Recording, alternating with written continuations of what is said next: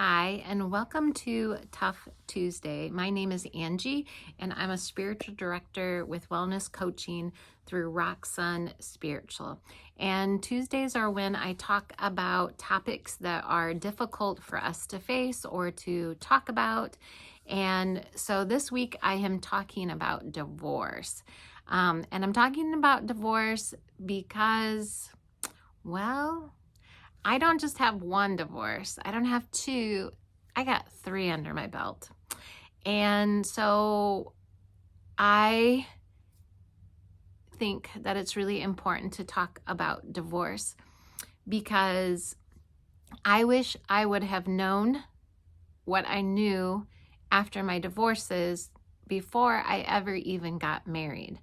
I don't regret my divorces as much as I regret not having healthy relationships. And there were certain lessons that I learned through each of my divorce and reflecting about my past marriages. And thankfully, I was finally able to implement that in my life, but it has been a very painful and difficult process to learn that way. So I would like to discuss with you what I learned from my divorce is. And what I encourage anyone, if that you have gone through a divorce or going through a divorce, is to really take the time to learn and to grow through, so that way you don't make the same mistakes or create the same patterns that you have in the past. But also, I really hope that you give yourself the space to recognize that you are human and that you couldn't do any better than what you knew how to do. I had to really forgive myself, and that has been a long process of knowing that if I could have, I surely would have saved myself and others all the pain of going through the divorce. But I didn't know how to do any better. I didn't know how to do any different. So I'm very thankful that I have learned to grow and that I have implemented what I have learned.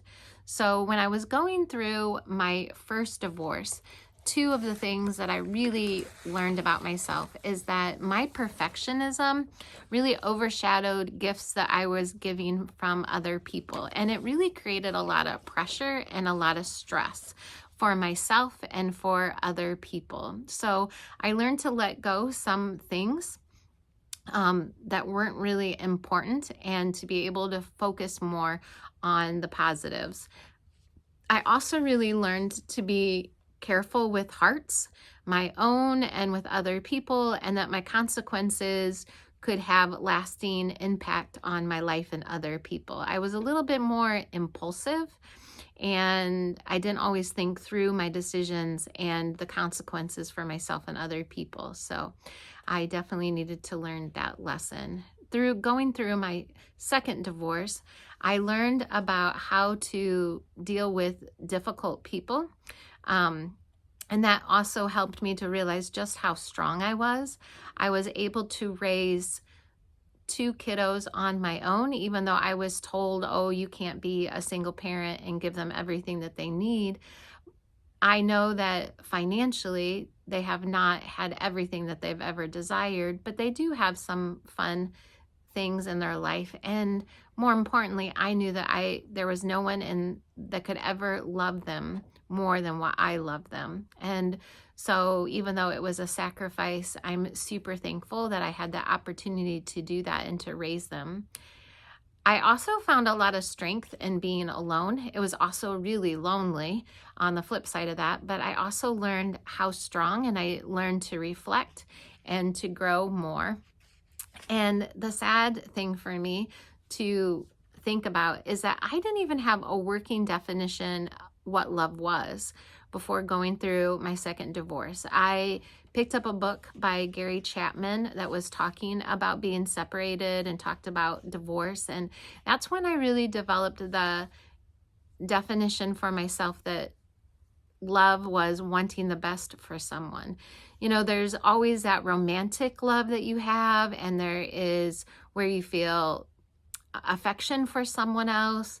But then to me, the most important definition of love ended up being about wanting what's best for someone. Not necessarily what somebody wants, not necessarily what I want, but what's best for somebody. So I believe that everyone needs respect and compassion and patience, but they also need boundaries, and you need to care for yourself just as much as you're caring for other people. And so that made me a lot more service oriented to the people that I care about. My third divorce is when I felt like I grew the most. That is when I really looked at the hurtful pattern that I had across my lifespan and with a lot of different types of people, friends and family and romantic relationship.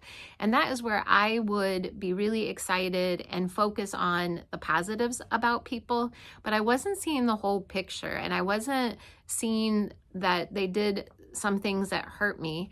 I would continue to have people in my life despite the fact that I found them to be hurtful to me. I also realized that actions were more important than words. Before that, my love language was words. So if you're not familiar, Gary Chapman writes several books about the 5 love languages. So one love language is doing deeds, so doing nice things for other people. One love language is words, so saying words of encouragement and appreciation for how that person is. Another one is quality time, spending time with someone, doing things that they enjoy and that you enjoy. Another one is gifts, so buying gifts. And then the 5th one is, I got to think about this, it just left my brain, is, physical touch. So giving hugs, giving high fives, cuddling with people. And so before, my love language had been words. But after going through that situation, I really learned that deeds became my love language. It was more important for me to see how people were consistent and what they were willing to do out of kindness and out of care for me than it was just telling me what I might want to hear. I also was really accused of the very worst. And so I had to really think about who I really was, and I had to have strength and confidence in my very best qualities. And so that difficult situation really helped me to really grow and accept who I was. It also helped me to embrace that I deserved love, because I actually finally, looked at my worth, and I let go of several different people that I found hurtful and that just brought me down spiritually. And so I embraced the fact that I deserved love, and I would tell myself that I deserved love on a regular basis.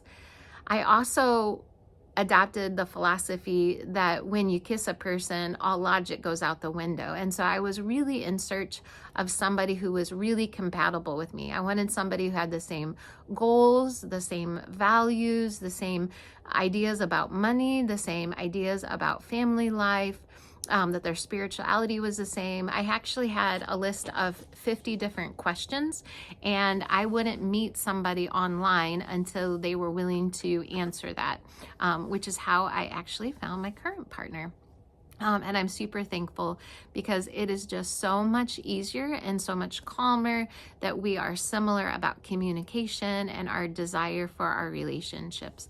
And it's never felt so easy. It's just never felt so calm. So I'm super thankful that I learned to grow. And I also, going through my last divorce, is that I learned to honor what was in my heart, that sometimes people would give me the idea that, well, a nice example is that people told me, oh, nobody's ever going to want to answer your questions, or that's too intense.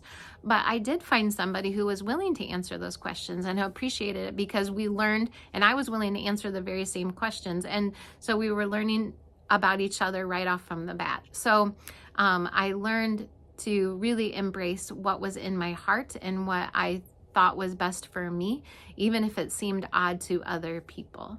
So what I really wish for you, if you're going through a divorce, or if you have been through a divorce, is for you to give yourself this space to remember that you are good, to recognize your strengths, and to take the time to grow and to heal, but make sure to learn those lessons. When I was going through my first divorce, a friend of mine, father, gave me the statistic of how the more the percentage increases of being more likely to divorce after the first divorce, the second divorce and the third divorce are more likely to end. And so that was pretty depressing and pretty scary. And I didn't know really what to do with that. That just made me internalize the guilt and the fear and the anxiety. And instead of really sitting back and really growing and figuring out why I picked who I picked and why they didn't work out and what I needed to do just within my whole life and within my heart. So I just hope that you do those steps so that way that you can have a wonderful relationship, or you can let go of any guilt or any pain that you're carrying and just have healthier relationships for yourself and for all those involved. So thank you very much for joining me today. And as always, blessed be striving for peace. Thank you.